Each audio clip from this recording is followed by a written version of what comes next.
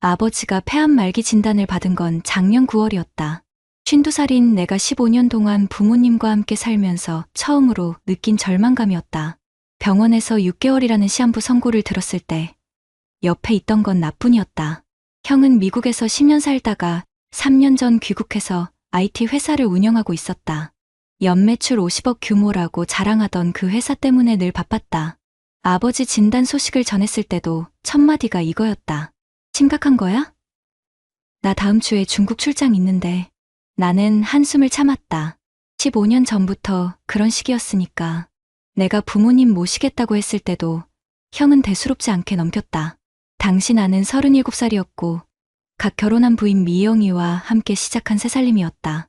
하지만 아버지가 정년 퇴직하시고 어머니가 당뇨 합병증으로 쓰러지신 후 선택의 여지가 없었다. 회사에서 승진 기회가 3번 있었다.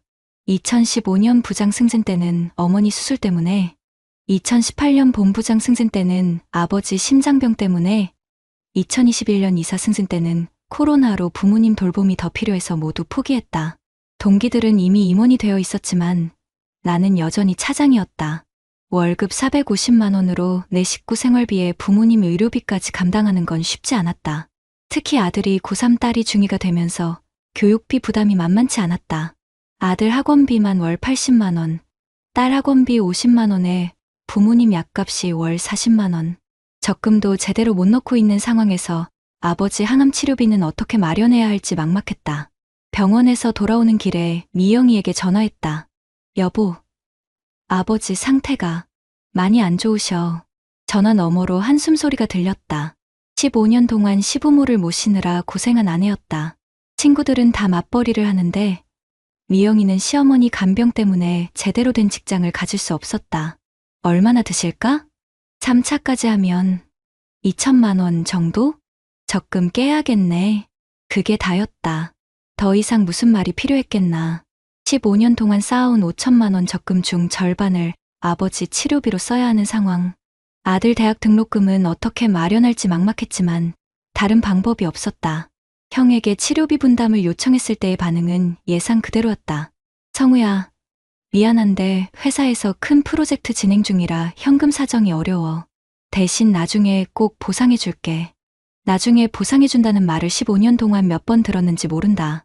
형은 강남 아파트에 살면서 외제차를 몰고 다녔지만 부모님 미래는 늘 현금 사정이 어려웠다. 아버지 간병은 고된 일이었다. 매일 새벽 5시에 일어나서 아버지 약을 챙기고 출근 전에 병원 모시고 가서 퇴근 후에는 다시 병원으로 달려갔다. 주말에는 집에서 쉬고 싶으셨지만 몸이 불편하신 아버지를 계속 지켜봐야 했다. 형은 한 달에 한두 번 병문안을 왔다.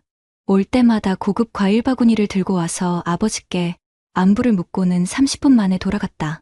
성우가 잘 모시고 있어서 다행이야. 나는 일이 바빠서 자주 못 와도 마음만은 늘 여기 있어. 그럴 때마다 아버지는 고개를 끄덕이셨다. 평생 장남을 우대하며 사신 분이었으니까 나는 입을 다물고 있었다. 15년 동안 그렇게 살아왔으니까. 아버지가 돌아가신 건 올해 3월이었다. 마지막 순간에도 곁에 있던 건 나와 미영이 뿐이었다. 형은 중국 출장 중이라 하루 늦게 도착했다. 성우야, 고생 많았다. 아버지의 마지막 말씀이었다. 79년을 사신 과묵한 아버지가 생전 처음으로 내게 해주신 고마움의 표현이었다. 그 한마디에 15년간의 모든 고생이 보상받는 기분이었다. 하지만 장례식장에서 형의 모습을 보며 뭔가 이상하다는 생각이 들었다. 조문객들에게 인사를 받으며 마치 자신이 15년 동안 부모를 모신 것처럼 행동하는 모습이 어색했다. 동생이 고생 많이 했어요. 저도 바쁜 중에 자주 왔지만 그때 형수가 조문객 한 분에게 하는 말이 들렸다. 아버님이 평소에 장남을 많이 신뢰하셨거든요. 모든 걸 큰아들에게 맡기시려고 했어요. 나는 고개를 돌렸다. 15년 동안 아버지와 함께 살면서 그런 말씀을 들은 적이 없었다. 하지만 장례식장에서는 아무 말도 할 수 없었다. 장례를 치르고 나서 형이 말했다. 성우야, 아버지 일이 다 끝나면 우리가 할 얘기가 있어. 시간 좀 내줘. 그때는 단순히 상속 절차에 대한 이야기려니 생각했다. 아버지가 남기신 8억 원짜리 아파트와 2억 원의 예금을 어떻게 나눌지에 대한 형제 간 상의 정도로 여겼다. 15년간 모든 걸 희생하며 부모를 모신 내가 조금이라도 더 받는 게 당연하다고 생각했다. 법적으로도 기여분이라는 게 있다고 들었고 아버지도 마지막에 고마워하셨으니까. 하지만 49제를 치르고 난 후 형이 꺼낸 이야기는 내 예상과 완전히 달랐다. 49제를 치른 다음 주 일요일 형이 집으로 찾아왔다. 평소라면 전화로 간단히 끝냈을 텐데 직접 온 걸 보니 중요한 얘기가 있는 모양이었다. 형수도 함께 왔다. 회계사 출신인 형수는 늘 숫자에 정확했고 말도 또박또박했다. 미영이가 차를 내오자 형이 먼저 입을 열었다. 성우야, 아버지 유산 정리 얘기 좀 해야겠어. 나는 고개를 끄덕였다. 당연한 이야기였다. 부동산 명의 변경도 해야 하고 상속세 신고도 3개월 안에 해야 한다고 들었다. 형님, 저도 그 얘기 하려고 했어요. 일단 상속세부터 계산해봐야겠죠? 형수가 서류 봉투를 꺼내더니 차분하게 말했다. 제가 미리 계산해봤는데 아파트 8억에 예금 2억이니까 총 10억이에요. 상속세는 대략 2억 8천만 원 정도 나올 거예요. 역시 회계사답게 정확했다. 그러면 실제로 나눌 돈은 7억 2천만 원 정도가 되는 셈이었다. 그럼 상속세는 어떻게 내죠? 현금이 2억밖에 없는데. 그건 걱정 마. 내가 일단 내고 나중에 정산하면 돼. 형이 말에 안도했다. 당장 3억에 가까운 돈을 마련할 방법이 없었으니까. 그런데 형이 계속 말을 이었다. 그런데 성우야, 아버지가 생전에 나한테 말씀하신 게 있어. 어떤 말씀요? 유산은 장남인 내가 관리하라고 하셨어. 전통적으로도 그런 거고 제사도 내가 지내야 하니까. 나는 찻잔을 내려놓았다. 15년 동안 아버지와 함께 살면서 그런 말씀을 들은 적이 없었다. 형님, 그런 말씀 언제 하셨어요? 저는 못 들었는데 내가 병원에 모시고 간 사이에 따로 말씀하셨어. 아버지도 고민이 많으셨나 봐. 내가 고생한 건 인정하지만 집안대를 이어가는 건 장남의 몫이라고. 형수가 거들었다. 성우야, 아버님이 평소에도 큰아들을 많이 신뢰하셨잖아. 장례식 때도 조문객들이 다 그렇게 알고 있더라고. 나는 말문이 막혔다. 15년간 새벽 5시에 일어나서 아버지 모시고 승진 기회 3번 포기하고 적금까지 깨가며 치료비 댄 게 무슨 의미가 있나 싶었다. 형님, 그래도 제가 15년 동안 그건 내 의무였잖아. 부모 모시는 거야 당연한 거고. 그렇다고 유산을 반반 나누는 건 아니지. 형이 말해서 차가운 계산이 느껴졌다. 3년 전 미국에서 돌아올 때만 해도 동생이 고생 많았다고 했던 사람이 이제는 완전히 다른 사람이 되어 있었다. 법적으로는 어떻게 되는 건가요? 내가 물어보자 형수가 준비된 듯 대답했다. 원래는 50대 50이지만 아버님 유언이 있으니까 다르죠. 그리고 올해부터 친족상도례도 일부 바뀌었으니까 빨리 정리하는 게 좋을 거예요. 친족상도례? 무슨 소리인지 모르겠지만 뭔가 시급하게 처리해야 할 일이 있는 것처럼 들렸다. 형이 서류 봉투에서 종이 한 장을 꺼냈다. 성우야, 복잡하게 생각하지 말고 여기 서명만 하면 돼. 상속 포기 각서야. 상속 포기? 나는 종이를 들여다봤다. 법률 용어들이 빼곡히 적혀 있었지만 요약하면 내가 아버지 유산에 대한 모든 권리를 포기한다는 내용이었다. 형님, 이건 너무... 성우야, 내가 너 버리자는 게 아니야. 일단 내 명의로 정리하고 나중에 내 몫은 따로 챙겨줄게. 지금 당장 나누면 상속세 문제도 복잡해지고. 미영이가 나를 보며 고개를 저었다. 15년 동안 시부모 모시느라 고생한 아내였다. 이제라도 정당한 보상을 받아야 한다는 눈빛이었다. 잠깐만요, 형님. 이거 너무 성급한 것 같은데. 성급해? 성우야, 법이 바뀌어서 가족 간에도 복잡해질 수 있어. 지금 안 하면 나중에 더 어려워져. 형수가 시계를 보며 말했다. 시간이 별로 없어요. 다음 주까지 처리 안 하면 상속세 가산세도 붙고. 뭔가 이상했다. 상속세 신고는 6개월 시한인데 왜 다음 주까지라고 하는지 모르겠었다. 하지만 법률 전문가도 아닌 내가 뭘 안다고 반박하겠나. 형님, 그래도 좀 생각해 볼 시간을. 성우야, 형이 너 속이겠어? 15년 동안 고생한 거 다 알고 있어. 내가 제대로 챙겨줄 테니까 걱정 마. 형의 목소리에는 평소의 여유가 없었다. 뭔가 급하게 서명을 받으려는 분위기였다. 그때 고3인 아들이 방에서 나와 인사를 했다. 큰아버지, 안녕하세요. 오, 준호 많이 컸네. 대학은 어디로 갈 거야? 연세대 경영학과 지원하려고요. 형이 만족스럽다는 듯 고개를 끄덕였다. 공부 열심히 해. 큰아버지가 도와줄 일 있으면 언제든 말해. 아들이 들어가고 나자 형이 다시 서류를 가리켰다. 성우야, 준호 대학 등록금도 많이 들 텐데 걱정하지 마. 내가 후원해 줄게. 그 말에 마음이 흔들렸다. 적금을 깨서 아버지 치료비로 쓴 상황에서 아들 대학비는 정말 막막했다. 형이 도와준다면. 하지만 미영이의 표정이 굳어져 있었다. 15년 동안 시댁을 위해 희생한 아내의 입장에서는 당연히 받을 몫을 포기하라는 소리로 들렸을 것이다. 형님, 그래도 하루 이틀 생각해보고. 성우야, 너 혹시 형을 못 믿어? 55살 형의 목소리에 서운함이 묻어났다. 그러면서도 어딘가 위협적인 느낌이 들었다. 그게 아니라 이런 중요한 일은 중요한 일이니까 빨리 하자는 거야. 요즘 가족끼리도 법적으로 복잡해져서 말이야. 결국 그날은 서명하지 않고 형을 돌려보냈다. 하지만 마음은 편치 않았다. 정말 아버지가 그런 말씀을 하셨을까? 15년 동안 함께 살면서 한 번도 들어본 적이 없는데 그날 밤 잠이 오지 않았다. 혹시 내가 욕심을 부리는 건 아닐까? 형이 정말 나를 챙겨줄 마음이라면 상속 포기각서에 서명하는 게 맞는 건 아닐까? 하지만 미영이의 말이 계속 귓가에 맴돌았다. 여보, 15년이에요. 15년 동안 당신이 포기한 게 얼마나 많은데 이제 와서 그냥 넘어가면 안 돼요. 뭔가 결정을 해야 할 때가 온 것 같았다. 형이 다녀간 다음 날 나는 회사 법무팀 김 과장에게 조심스럽게 물어봤다. 같은 동기인 그는 로스쿨을 나와서 법률 상식이 풍부했다. 과장, 상속 관련해서 궁금한 게 있는데 무슨 일이야? 혹시 부모님? 아버지가 돌아가셔서 형이 유산을 자기가 다 관리하겠다고 하는데 법적으로 어떻게 되는 거야? 김 과장의 표정이 심각해졌다. 성우야, 그거 조심해야 해. 요즘 형제 간 상속 분쟁이 엄청 늘어나고 있어. 법정 상속분은 형제 간의 50대 50이 원칙이야. 그런데 형이 아버지가 장남에게 다 맡기라고 했다는데 구두 유언? 그거 법적 효력 없어. 공증받은 유언장이 아니면 소용없지. 그리고 내가 15년 동안 부모 모셨다면 기여분 인정받을 수 있어. 기여분이라는 단어가 처음은 아니었지만 전문가 입에서 들으니 다르게 들렸다. 기여분이 얼마나 인정되는데? 사안에 따라 다르지만 내 경우라면 30% 정도는 받을 수 있을 거야. 의료비 지출 증빙이랑 생활비 지원 내역 있어? 당연히 있지. 15년치 다. 그럼 걱정 마. 근데 성우야, 혹시 형이 서명하라고 가져온 서류 있어? 나는 어제 형이 가져온 상속 포기각서 얘기를 했다. 김 과장의 얼굴이 굳어졌다. 야, 그거 절대 서명하면 안 돼. 한 번 서명하면 번복하기 어려워.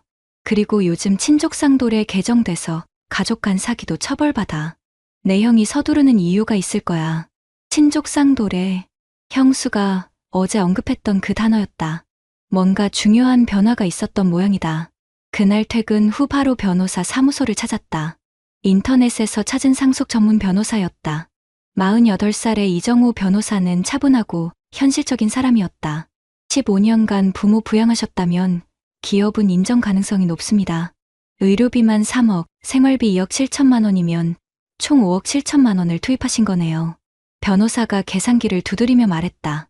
기여분 30% 인정받으면 10억 유산에서 6억 5천만 원 정도 받을 수 있어요. 상속세 빼면 4억 7천만 원 정도겠네요. 4억 7천만 원. 형이 제안한 상속 포기와는 하늘과 땅 차이였다. 그런데 변호사님, 제 형이 2024년 법 개정 때문에 서둘러 처리해야 한다고 하는데, 아, 친족상도례 개정 말씀이시군요. 맞습니다. 올해 7월부터 가족 간 사기, 횡령도 처벌받게 됐어요. 예전엔 가족이니까 넘어갔는데 이제는 달라졌죠. 그제서야 형이 속셈이 보였다. 법이 바뀌기 전에 서둘러 내 몫을 가로채려는 것이었다. 혹시 형님이 아버지 통장을 무단으로 해지했다면? 그거 완전히 사기죄예요.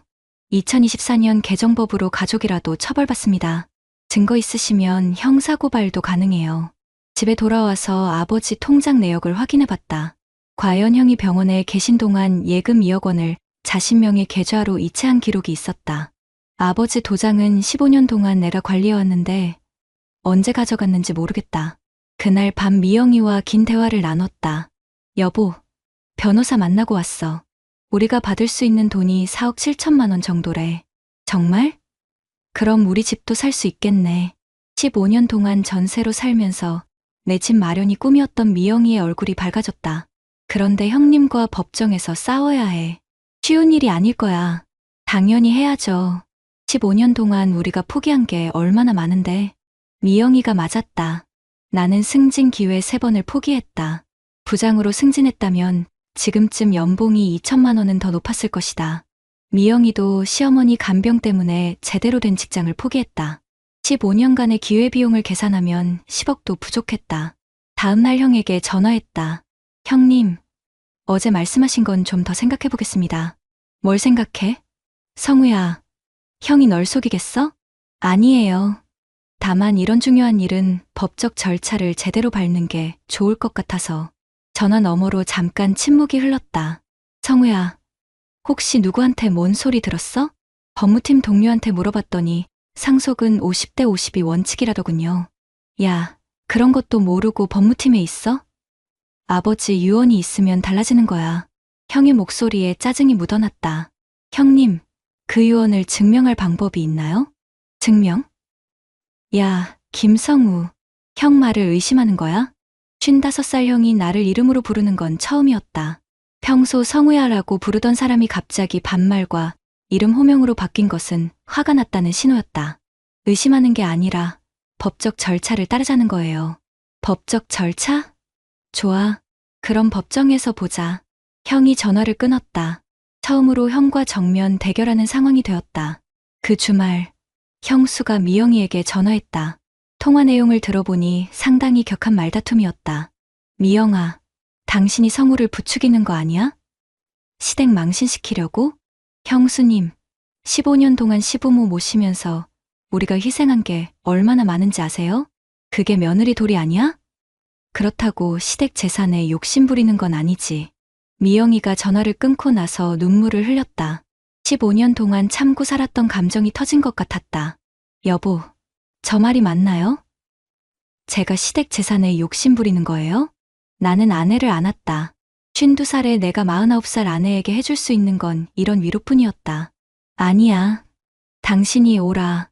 우리가 받을 몫을 요구하는 거야. 그 다음 주 월요일, 나는 이정우 변호사를 다시 찾았다.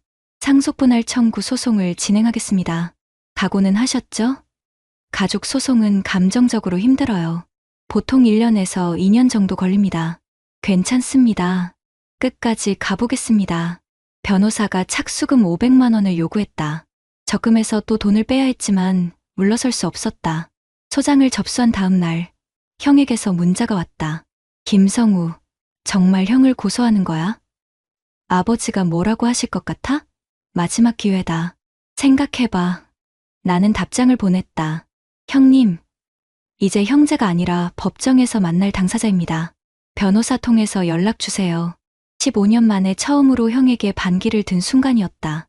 이제 돌이킬 수 없는 강을 건넌 기분이었다. 소송이 시작된 건 작년 5월이었다.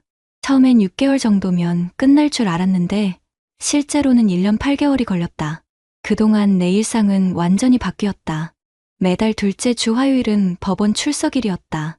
회사에 반차를 내고 가야 했는데 동료들의 시선이 부담스러웠다. 52살 차장이 가족 소송으로 법원을 드나든다는 소문이 퍼지면서 승진은 더욱 멀어진 느낌이었다. 첫 조정기일에서 형과 마주쳤을 때의 기분은 지금도 잊을 수 없다. 15년 동안 형님이라고 부르며 살았던 사람이 이제는 완전히 남처럼 느껴졌다. 형은 비싼 정장을 입고 유명 로펌 변호사를 대동했다. 착수금만 1천만 원은 됐을 것이다. 조정위원이 중재를 시도했다. 형제분이 서로 양보해서 원만하게 해결하면 좋겠는데요. 형이 변호사가 먼저 입을 열었다. 저희는 고인의 유언에 따라 장남이 상속받는 게 타당하다고 봅니다. 다만 차남의 부양 노고를 인정해서 1억 정도는 드릴 용의가 있습니다. 1억, 7억 2천만 원에서 1억이면 14% 정도였다. 15년간의 희생에 대한 대가로는 턱없이 부족했다. 조정은 어렵겠습니다. 이정우 변호사가 단호하게 답했다. 결국 조정은 불성립되고 본격적인 소송으로 들어갔다. 1심 재판에서 가장 중요한 건 증거였다. 나는 15년간 모은 모든 자료를 제출했다. 아버지 의료비 영수증만 해도 박스 하나를 가득 채웠다. 매월 부모님께 드린 생활비 이체 내역, 간병일지, 병원 입퇴원 기록까지 빠짐없이 준비했다. 변호사가 계산해보니 놀라운 금액이었다. 의료비 3억 1천만 원, 생활비 지원 2억 7천만 원, 간병비용 환산 1억 2천만 원, 총 7억 원을 투입하셨네요. 7억 원. 아버지 유산 10억 원의 70%에 해당하는 금액이었다. 반면 형이 제출한 증거는 빈약했다. 15년간 부모님께 드린 돈이 총 500만 원. 명절 용돈과 생신 선물이 전부였다. 나중에 안 사실이지만 형은 미국에 있을 때 한 번도 송금한 적이 없었다. 법정에서 가장 인상적이었던 건 증인 신문이었다. 아버지 주치의가 나와서 증언했다. 15년간 환자분을 모시는 과정에서 모든 의료진이 차남분의 헌신을 받습니다. 수술 동의서 서명, 간병, 의료비 지불까지 모두 차남분이 담당하셨어요. 이웃 아주머니도 증인으로 나와서 말했다.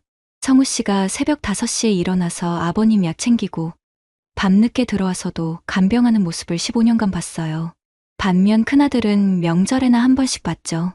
형 측에서는 전통적 상속 관습을 내세웠다. 형이 변호사가 주장했다. 장남이 제사를 지내고 가게를 계승하는 것이 우리 전통입니다. 고인께서도 장남을 신뢰하셨고요. 하지만 재판부의 반응은 냉담했다. 담당 판사가 55세 여성이었는데 호주제 폐지 이후의 법 변화를 잘 알고 있었다. 2005년 호주제 폐지 이후 장남 우대 관습은 법적 효력이 없습니다. 상속은 기여분과 실질적 부양 관계를 중심으로 판단하겠습니다. 재판이 길어지면서 가족 관계는 완전히 파탄났다. 형의 아들, 내 조카가 대학생이 되면서 이 상황을 알게 됐다. 친척들도 편을 나눠 서로 만나지 않았다. 명절에는 각자 따로 차례를 지냈다. 가장 힘들었던 건 아들 준호의 반응이었다. 고3이던 아들이 어느 날 말했다. 아빠, 학교에서 애들이 그러는데 우리 집안이 법정에서 싸운다면서요? 창피해요. 18살 아들에게는 아버지가 큰아버지를 고소한 것이 이해되지 않았을 것이다. 전통적 가치관으로는 형을 고소하는 것 자체가 폐륜으로 여겨질 수 있었다. 준호야, 아빠가 15년 동안 그런 건 몰라요. 그냥 빨리 끝내세요. 아들의 말에 마음이 아팠지만 이미 돌이킬 수 없었다. 1심 판결이 나온 건 올해 1월이었다. 재판장이 판결문을 읽는 순간을 지금도 생생히 기억한다. 피고의 기여분을 30%로 인정하여 상속분을 65% 대 35%로 정합니다. 기여분 30%. 내가 받게 될 몫은 6억 5천만 원, 형이 받을 몫은 3억 5천만 원이었다. 상속세 2억 8천만 원을 빼면 내가 실제로 받을 돈은 4억 7천만 원 정도였다. 판결문에는 이런 내용이 있었다. 피고는 15년간 일상적 부양 의무를 넘어서는 특별한 기여를 했으며 이로 인해 고인의 재산 보존에 기여했다고 인정됩니다. 법정에서 나오면서 형과 눈이 마주쳤다. 55살 형의 표정에는 분노와 당황이 섞여 있었다. 성우야, 이게 끝이 아니야. 항소할 거야. 형님 마음대로 하세요. 나는 더 이상 형님이라고 부르고 싶지 않았다. 15년간의 희생을 인정받았다는 기쁨보다는 가족을 잃었다는 허무함이 더 컸다. 이정우 변호사가 말했다. 1심에서 이겼지만 항소심도 각오해야 합니다. 보통 6개월에서 1년 더 걸려요. 또 1년, 벌써 1년 8개월을 싸웠는데 또 1년을 더 싸워야 한다는 게 막막했다. 변호사비도 추가로 300만 원이 더 들 예정이었다. 하지만 포기할 수 없었다. 15년간의 희생을 법원이 인정해준 이상 끝까지 가야 했다. 형이 항소한다면 2심에서도 이기겠다는 결심을 했다. 그날 밤 미영이와 오랜만에 마음 편하게 대화했다. 여보, 이제 우리 집 살 수 있겠네. 응, 4억이면 괜찮은 아파트 살 수 있어. 15년 만에 처음으로 희망이 보였다. 하지만 가족을 잃은 대가로 얻은 승리가 과연 의미가 있을까 하는 생각도 들었다. 2심 판결이 나온 건 올해 10월이었다. 1심에서 승소한 지 9개월 만이었다. 전체 소송 기간으로는 1년 8개월. 내 인생에서 가장 길고 지친 시간이었다. 서울고등법원 22부 재판장이 판결을 선고했다. 항소를 기각합니다. 1심 판결을 그대로 확정합니다. 완전 승리였다. 기여분 30% 인정, 상속분 65% 대 35%가 최종 확정됐다. 형의 변호사가 마지막까지 전통적 상속 질서를 주장했지만 재판부는 받아들이지 않았다. 법정에서 나오면서 형을 마지막으로 봤다. 55살 형의 얼굴에는 15년 전과 완전히 다른 표정이 있었다. 패배감, 분노, 그리고 어딘가 체념 같은 것이 뒤섞여 있었다. 법정에서는 내가 이겼다. 형이 마지막으로 내게 한 말이었다. 법정에서는 이라는 표현에 묘한 뉘앙스가 있었다. 마치 다른 곳에서는 자신이 여전히 옳다는 식으로 들렸다. 형님, 이제 정리된 거죠? 정리? 응, 이제 남남이지. 그 한마디가 15년간의 형제 관계를 완전히 끝내는 순간이었다. 52살과 55살. 이제 중년이 된 형제가 법정에서 헤어지는 모습이 스스로도 참담했다. 승소 확정 후 실제 정산 과정은 생각보다 복잡했다. 부동산 8억 원은 매매를 통해 현금화해야 했고 상속세 2억 8천만 원은 형이 먼저 낸 상태라 정산이 필요했다. 이정호 변호사가 최종 계산서를 보여줬다. 총 유산 10억 원에서 상속세 2억 8천만 원을 빼면 7억 2천만 원입니다. 65%면 4억 6천8백만 원이고 여기서 소송 비용 800만 원을 빼면 4억 6천만 원 정도 받으시게 됩니다. 4억 6천만 원. 15년간의 희생에 대한 법원의 공식적인 평가였다. 숫자로만 보면 만족스러웠지만 마음 한편으로는 복잡했다. 형이 받을 몫은 2억 5천만 원. 15년간 500만 원만 지원했던 사람이 받기에는 충분한 돈이었지만 형 입장에서는 억울할 수도 있겠다는 생각이 들었다.